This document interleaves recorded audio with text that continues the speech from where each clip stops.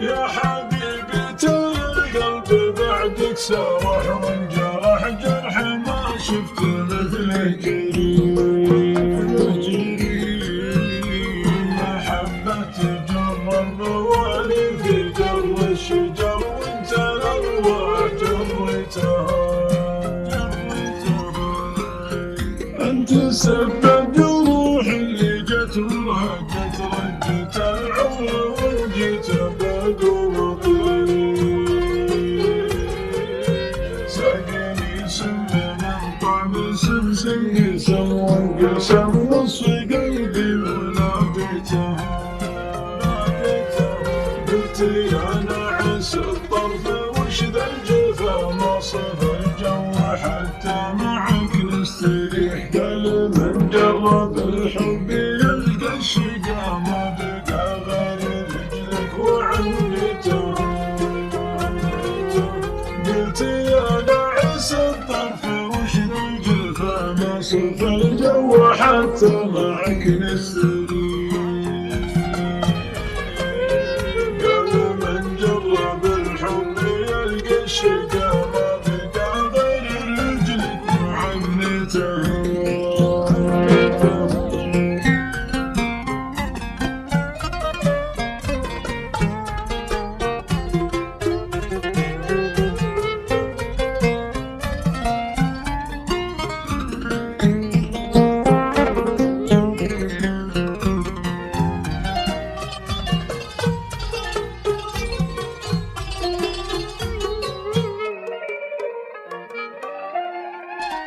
قلت من شافكم يا سمي البحر انتحر والخصر روح المنصري.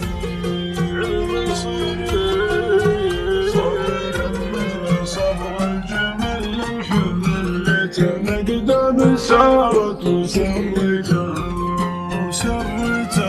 قال يا مرحبا دق راس الجرس والحرس لا تسولف بعلم فضيح. واسق الباس والناس لا تطلع رحمة فيك سويتها. يا حبيبي ترى القلب بعدك سرح وانجرح جرح ما شفت مثله جريح. محبة جر الموالي في جر الشجر وانت الارواح جريتها.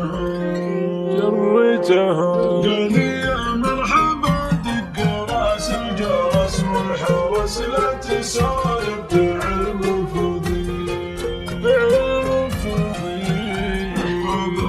واسق الباس والناس لا تطلع رحمة فيك سويتها. قلت يا سيد البيض يا ضبيب الحقيب الذي عاشرك يا مليك. عشرتك تنشر بالذات. السلام عليكم.